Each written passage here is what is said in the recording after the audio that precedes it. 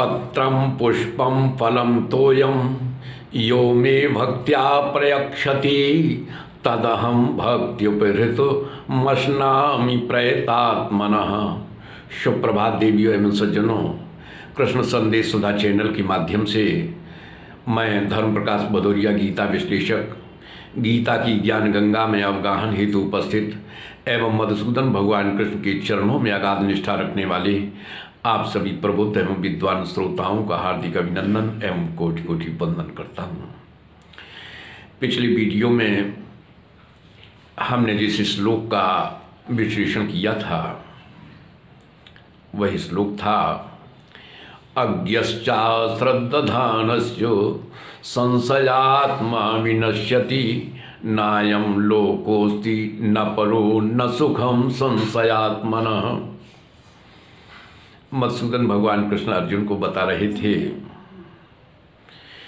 कि जो विवेक रहित है, श्रद्धा रहित है और संशयात्मा है, ऐसे व्यक्ति का पतन होना अवश्यम भावी है। ऐसे व्यक्ति का पतन होना निश्चित है। ऐसे व्यक्ति के लिए ना ही यह लोक है और ना ही परलोक जहाँ पर उसे सुख की प्राप्ति हो सके। इसके आगे भगवान क्या कहते हैं उसे आप लोग बड़े ध्यान से सुनेंगे। हमें पूरा विश्वास है कि आप लोगों को बेहद आनंद आएगा क्योंकि विषय अत्यंत रोचक है। तो पहले इस श्लोक का श्रवण करते हैं, तत्पश्चात विश्लेषण का आनंद लेंगे। तो सुनते हैं अगला श्लोक कि योग संन्यस्त कर्माणं ज्ञान संचिन्न संशयम् आत्मवन्तं न कर्माणि निबध्नन्ति धनंजयो।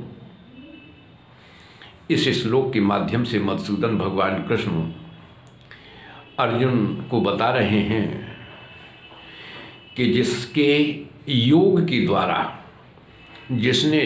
के द्वारा समस्त कर्मों से विच्छेद पा लिया है, जिसने समस्त कर्मों से विच्छेद कर लिया है और ज्ञान के द्वारा जिसके समस्त संशय नष्ट हो गए हैं, ऐसी साधना परायण व्यक्ति को कर्म बांधते नहीं। यहाँ पर ध्यान देंगे, जब कोई अपने शरीर और इंद्रियों के प्रति ऐसा भाव रखता है कि यह सब हमें संसार की सेवा करने के लिए प्राप्त हुए हैं, तो इस भाव को ध्यान में रखते हुए जब कोई व्यक्ति कर्म करता है तो उसकी समस्त कर्मों का प्रवाह संसार की ओर होता है। उसके समस्त कर्म संसार की ओर उन्मुख होते हैं। इस भाव के साथ जिस व्यक्ति ने कर्म करके कर्मों से विच्छेद कर लिया है, ऐसे व्यक्ति को ही मधुसूदन भगवान कृष्ण ने योग संन्यस्त कर्मा कहा है। यहाँ पर विशेष रूप से ध्यान देने वाली बात यह है कि जब कोई साधक हो कर्म में अकर्म और अकर्म में कर्म देखता है, तो दोनों ही स्थितियों में वह अनासक्त होता है। दोनों ही स्थितियों में उसका अनासक्त का भाव होता है और वास्तव में ऐसा ही व्यक्ति योग संन्यस्त कर्मा है।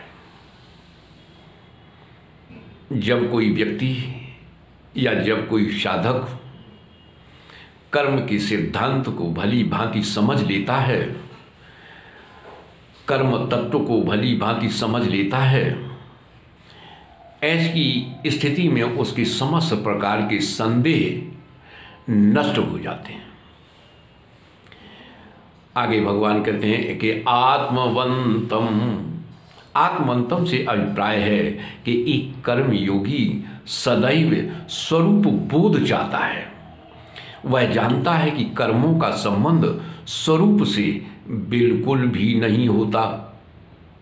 इसीलिए भगवान कहते हैं कि न कर्माणि निबध्नन्ति। ऐसा साधक संसार बंधन से सदैव मुक्त रहता है। हालांकि इस संदर्भ में इसी अध्याय के 23वें श्लोक के माध्यम से मधुसूदन भगवान कृष्ण इस बात की पुष्टि कर चुके हैं। उनका कहना यह है कि जिसकी आसक्ति सर्वथा समाप्त हो चुकी है और जिसकी बुद्धि स्वरूप के ज्ञान में सदैव स्थित रहती है, इस प्रकार यज्ञार्थ कर्म करने वाले व्यक्ति के समस्त कर्म विलीन हो जाते हैं। श्लोक है कि गत संगस्य मुक्तस्य ज्ञानावस्थिति चेतसा यज्ञायाचरता कर्म समग्रम प्रविलीयते। तो आज की वीडियो में बस इतना ही। आज की ज्ञान चर्चा में यदि आप लोगों को सचमुच आनंद की अनुभूति हुई हो तो हम आपसे अपेक्षा रखते हैं कि वीडियो को ज़्यादा से ज़्यादा लाइक करें, शेयर करें, अपनी आख्या दें और यदि आप नए हैं तो चैनल को सब्सक्राइब अवश्य कर दें ताकि भविष्य में जो भी वीडियोस हमारे माध्यम से बनाए जाएं वे सभी समय पर स्वाभाविक रूप से आपको उपलब्ध होते रहें। जय श्री कृष्ण।